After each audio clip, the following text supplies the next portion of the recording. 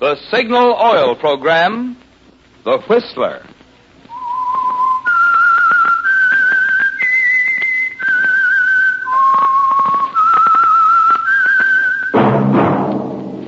That whistle is your signal for the Signal Oil Program, The Whistler.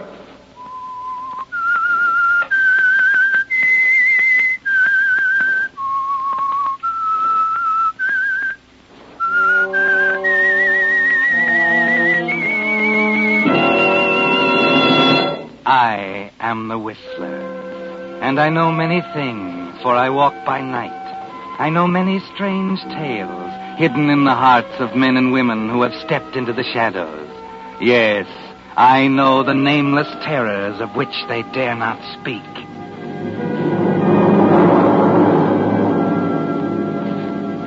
Yes, friends, it's time for The Whistler.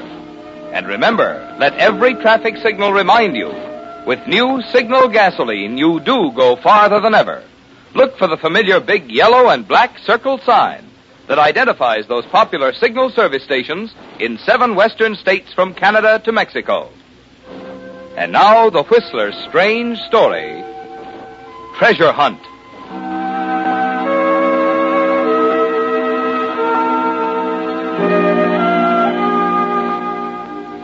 If it were possible somehow to stand at some point in the distant future and look back at the life of Robert Bolton, we'd find it neatly divided into 2 halves, divided by a matchstick.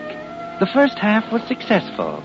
Robert was an egotist whose egomania led him to believe that because he'd given the world the ecstatic pleasure of his company for 32 years, it owed him a living in return. He lived by his wits, and because they were extraordinary wits, he managed to dodge, double in his tracks like a smart halfback avoiding tacklers, and keep one jump ahead of the law.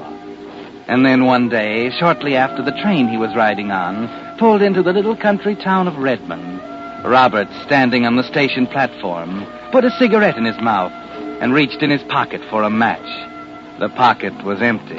He shrugged and strolled across the street to the general merchandise store to buy a box. But it's $200,000 at least. That's what you've been saying ever since old Colonel Randolph died.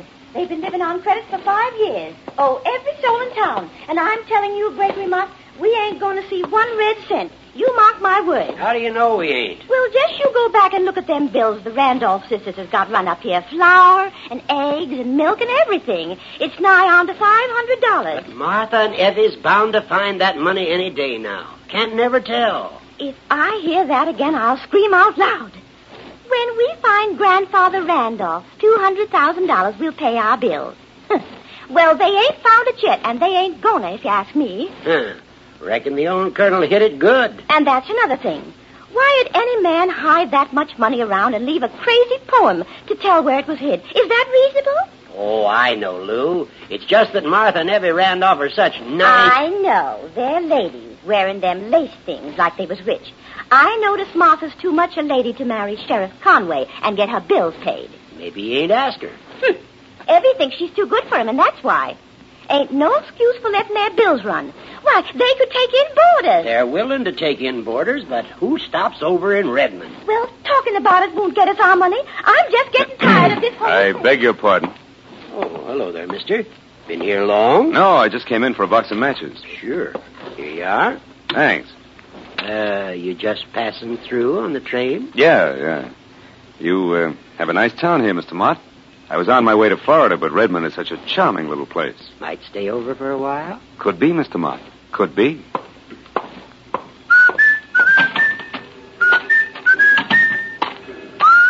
Oh, conductor? Yeah?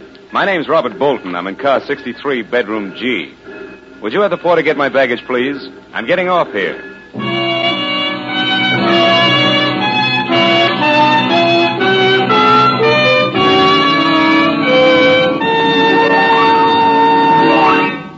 With the prologue of tonight's story, Treasure Hunt, the Signal Oil Company brings you another strange story by The Whistler. But now I think you'll be interested in a letter I received after a recent Whistler broadcast in which I had told how the atoms in gasoline molecules are actually rearranged to put exciting new power into new Signal gasoline. The letter read, Mr. Miller, you say they rearrange atoms in making signal gasoline. I thought atoms are the things scientists split to make atomic bombs. Well, it occurred to me that other listeners may have wondered about this, too, so I'd like to make this point clear. Splitting atoms to release atomic power is one thing, but rearranging atoms is a completely different branch of science, through which some of today's most remarkable new products are being created. Take nylon hosiery, for instance. Do you know how nylon was created? Why, by rearranging atoms. And that fine new synthetic rubber for tires, it too was made by rearranging atoms. So you see, in rearranging gasoline atoms, Signal is just using the latest scientific method to put tremendously increased power into new Signal gasoline. Just another example of the alert, progressive policy of Signal Oil Company, which for 14 years has been quick to bring you every latest scientific advancement in the fine quality petroleum products, wearing the name Signal. And now, back to the Whistler.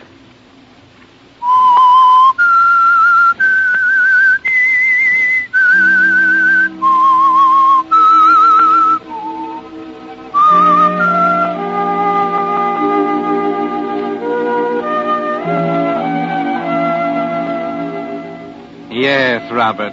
That matchstick made a difference, didn't it? They laid it on the line for you while you were waiting at the counter in the store. And you're thinking it over carefully now, as you sit in the parlor of the huge old Randolph home in Redmond, making your first impression on the Randolph sisters. It took you only a minute to analyze them. Evie, ailing, suspicious, jealous of the family traditions. Martha, 45, hungry for sympathy, color, laughter. She's made to order for you, isn't she, Robert? Your opening move is a triple play.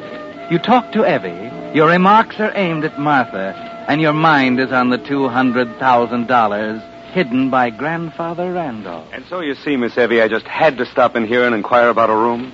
It's such a perfect place to finish my book. Oh, you're an author. Yes. I write poetry. Poetry. Oh, how beautiful. I have always considered poetry a frivolous way of expressing thoughts which might better be done in prose. I love it. Your judgment is not to be considered, Martha. But, go on, Mr. Bolton. Well, I graduated from Harvard in 1931, and I wandered around a bit. India, China, Japan, even got as far as Tibet. Oh, how wonderful. You've really been to those places. Yes. Mr. Bolton, I am not interested in your wanderings. Oh, I'm sorry. But I've got to have some place in which to write. A place like this, Miss Randolph, with these lovely trees, these grand old rooms with their fine floors. That mahogany staircase. Why, that's a poem in itself, Miss Randolph.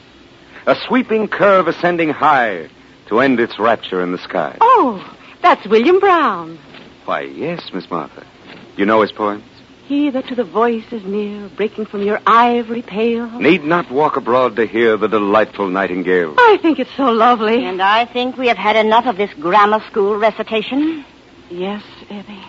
Mr. Bolton, you may have the room. However, I am not a well woman. Therefore, I must have it understood that should I change my mind at any time, I shall expect you to understand. Martha? Yes, Evie? You may show Mr. Bolton to the room above the veranda. Thank you again, Miss Randolph. I'm sure that my stay here will prove mutually profitable.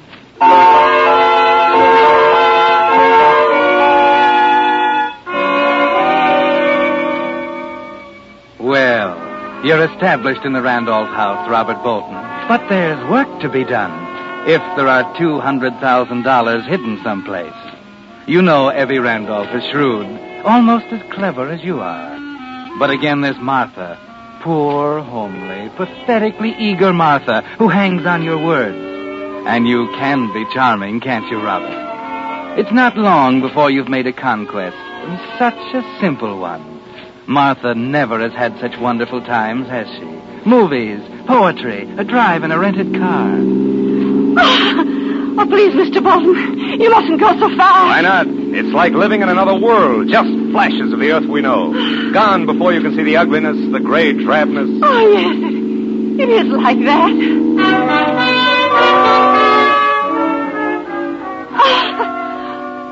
Oh, it's wonderful to hear you laugh, Martha. Wonderful.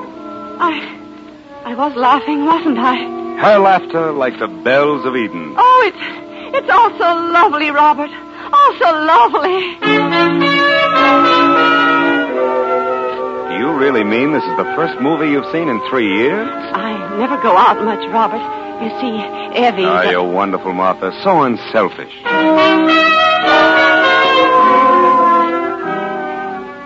Yes, Robert. It takes only 3 days. Martha is hopelessly in love with you. But you've been very careful not to make love to her, haven't you? That you've been saving for a very important moment. A moment that comes one day as you walk with Martha in the garden of the Randolph place. Robert, is there anything wrong? Wrong? Is something troubling you? Well, the book isn't going so well. Oh, is that all? But you've got to expect times when you think things are all wrong. You told me that yourself, Robert. Yes, but this is different, Martha. Maybe I'm a failure. Maybe people are right when they say a poet is some odd kind of a freak. But I don't feel that way. I know that, Martha. And I'm grateful. No, I'm the one who should be grateful. And I am, Robert. So grateful. You? But what for? Well, because you've made me laugh. You brought something here that... I shouldn't talk like this, Robert. Why not, Martha? Well, yes. No, I won't say it. Say what, Robert? Look here, well, for the first time in my life, I find myself unable to choose the right words. But, Martha, what would you say if I told you I loved you? Oh, please, Robert, no. I'm sorry, I shouldn't have said it. But you did. You did. I'm a fool. You said it. But you can't mean it. Look at me. Look at me, Robert. I am, Martha. There's nothing for you to fall in love with. I'm ugly, Robert. Ugly. Don't say that. It's true. It's true, Robert. No, it's not. Listen to me, Martha. What is beauty if it has no soul? What is loveliness if there is no heart? That's... Robert Bolton. Martha.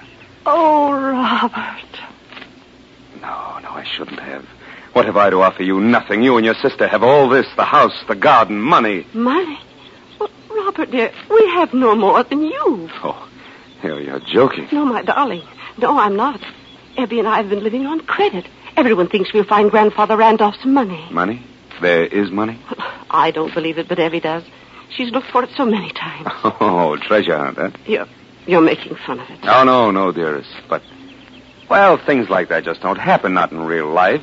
But suppose there was money, and we found it. Then you wouldn't have to worry about staying here with Evie. She could have the money, and we could have each other. Do you mean that, Robert? Don't you believe me, Martha? Oh, yes, Robert. But Evie would never let us have the verse. Verse? I don't understand. Well, Grandfather Randolph left the secret of the money hidden in a little verse he wrote. Evie keeps it in her room. I've only seen it once. Oh, well, that's that. But I could make a copy of it when she's asleep. She wouldn't have to know. Oh, you're clever, sweetheart. You know, I never would have thought of that. And if we find the money, we shall taste the sweets of Araby and live but for the ecstasy that life shall bring to us.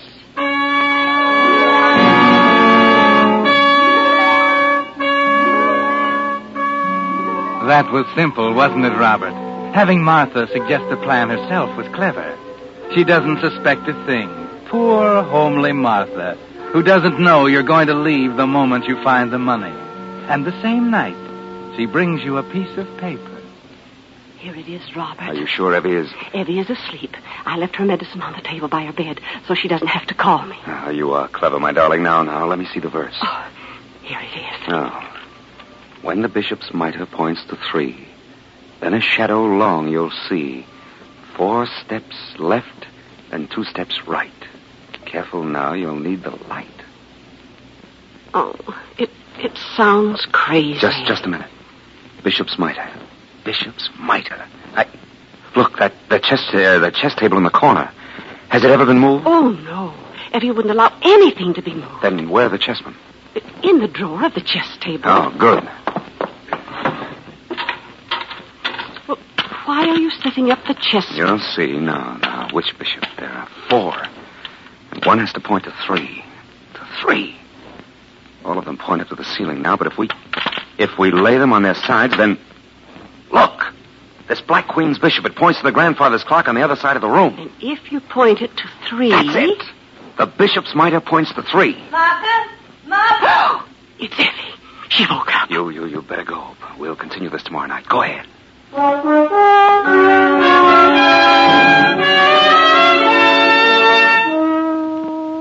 She won't wake up tonight, will she? I don't know, Robert.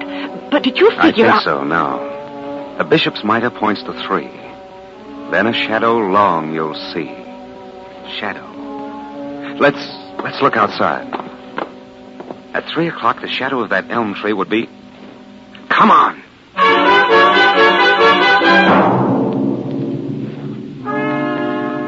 You're so wonderful, Robert. It's all so simple now. 4 steps left. Then 2 steps right. And right in front of the old cooling shed. And the next line reads, careful now, you'll need a light. Martha, that means we'll need a light to see inside the cooling shed. That's it. The money is in the cooling shed. It is. But, we just don't have a light now, do we?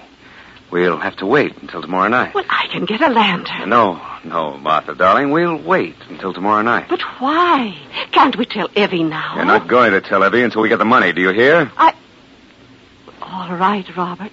Anything you say.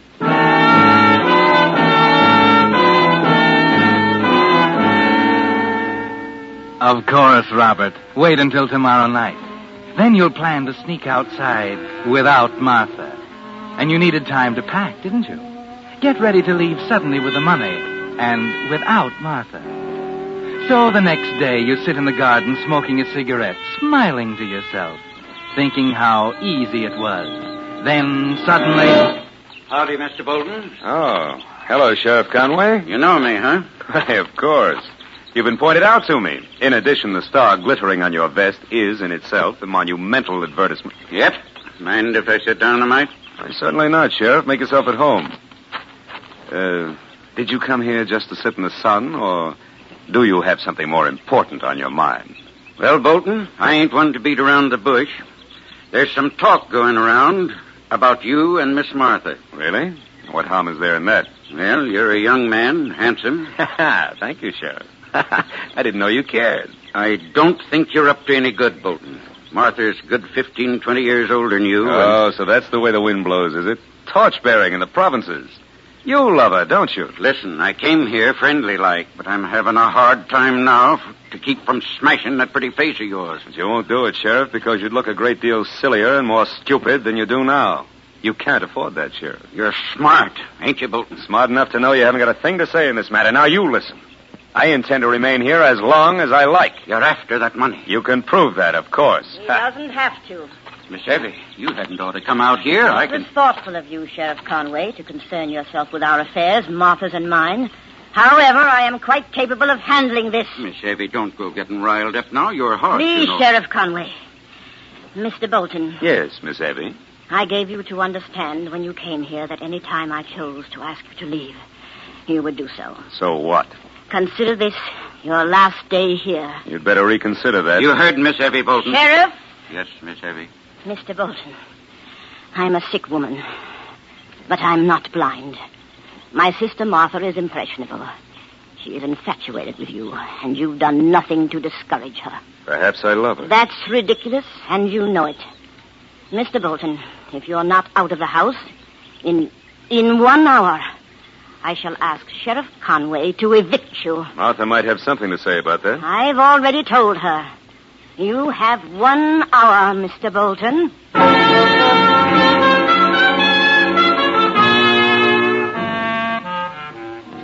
Well, Robert, that was a blow, wasn't it? If you leave, the money stays in the cooling shed. If you stay, the sheriff will have a field day throwing you out. Your only hope is Martha, isn't it? And you haven't much time. You sit alone in the garden thinking. And suddenly it comes to you. There is a way, isn't there? You hurry over to the little pharmacy where you and Martha bought the medicine for Evie. The clerk knows you and says nothing when you ask for a little bottle of poison to kill rats. You sign the poison book and hurry back to Martha with a half hour to go. She's in the parlor playing the piano.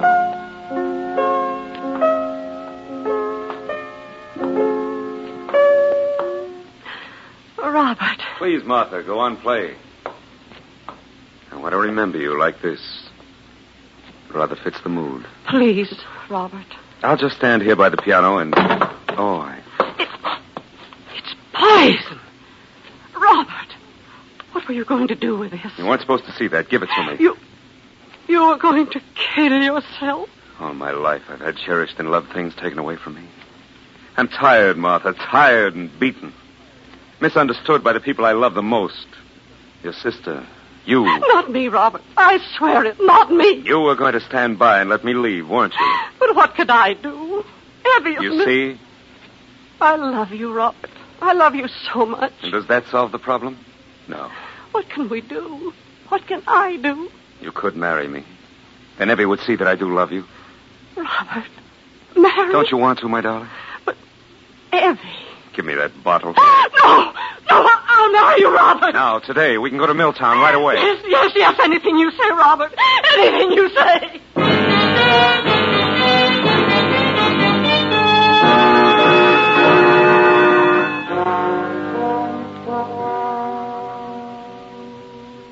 You don't seem to like me as a brother-in-law, Evie. I despise and loathe you, Mr. Bolton. Evie, you don't know Robert. You don't understand him. You poor blind fool.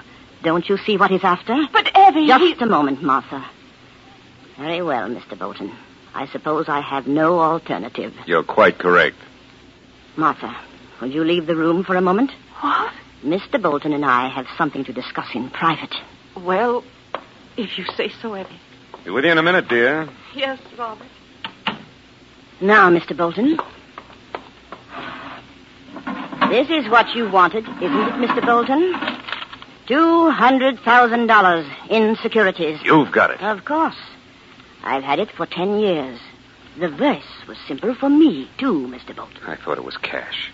Half of it is yours, of course.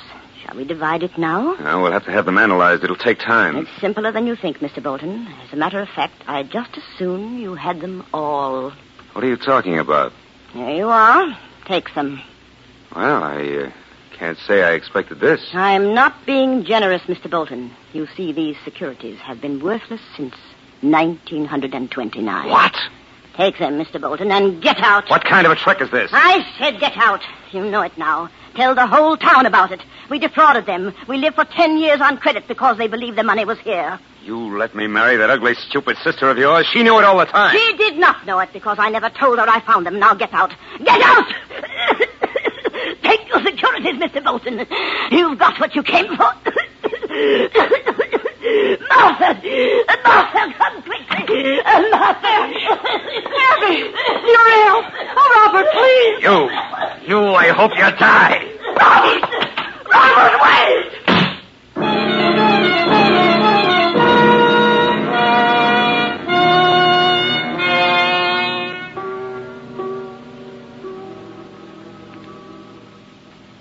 What time's the train leave, clerk? Little trouble up the line. Might be late today, maybe 5 o'clock. You can quit worrying, Mr. Bolton. You ain't taking no trains. What do you mean, Sheriff?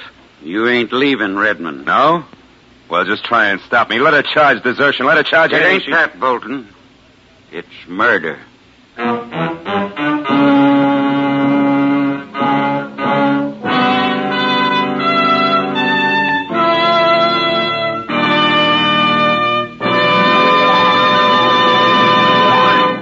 The Whistler will return in just a moment with a strange ending to tonight's story.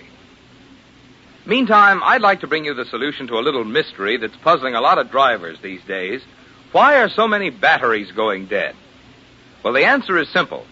Most batteries today have already seen a lot of use, and cold weather starting puts even more strain on today's tired batteries. That's why, if you don't like the experience of going out to start your car and finding your battery dead, it's just good insurance to make regular use of your Signal dealer's complete battery service. He has the instruments and the know-how to determine the exact condition of your battery. If it's run down, your signal dealer has the latest equipment for charging. And if you do need a new battery, his rugged signal batteries are built to Signal's own exacting specifications and guaranteed for long, long life. So stop in at your signal dealer soon. You'll find he's much more than just a place to buy Signal's famous Go Farther gasoline and fine lubricants.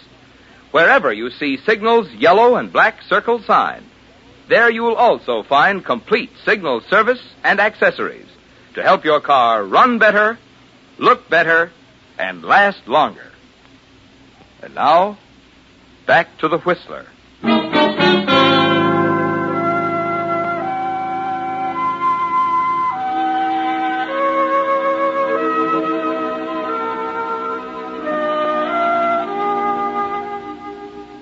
That one stopped you, didn't it, Robert? For once you have nothing to say. And though you don't know it, the first half of your life, the half you lived before you reached into your pocket on the station platform at Redmond and found you were out of matches, is over. And the second half is about to begin. The sheriff refuses to explain further as you go together back to the Randolph house. He waits until you go through the door into Evie Randolph's bedroom, until you stand there staring down at her still figure on the bed. Sheriff, I swear to you I didn't. I tell you I had nothing to do with it. You bought this bottle of poison at Rigby's pharmacy. For myself, I told you. Ask Martha. I got a feeling the jury's not going to believe anything Martha says about you. They'd think she was trying to cover up for you. But I ain't telling you anything, though, am I? You likely know juries pretty well by now. Evie got that poison by mistake. Sure, when Martha took it away from you and hid it in the medicine cabinet. And that's where poor Evie found it.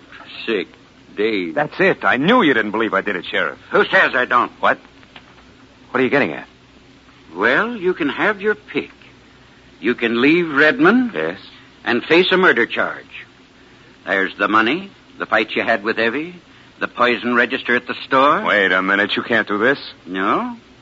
Or you can stay here and make Martha a good husband. Write poetry for her. Take her riding. Make her happy. And I'll forget about the other. Well? I won't do it. Huh? Murderers hang in this state, Bolton. All right, Sheriff. You win. And I'll be around checking up. And if you ever try to run out on her, I'll reopen the case on new evidence. And I swear before the Lord, Bolton, I'll hang you.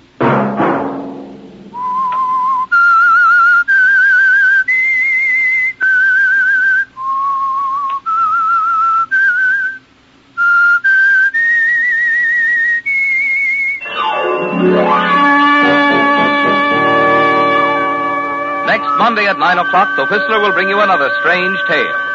The Whistler is broadcast for your entertainment by the marketers of Signal gasoline and motor oil and fine quality automotive accessories, and by your neighborhood Signal dealer. This program, directed by George W. Allen with tonight's story by Russell Hughes, music by Wilbur Hatch, is transmitted to our troops overseas by the Armed Forces Radio Service.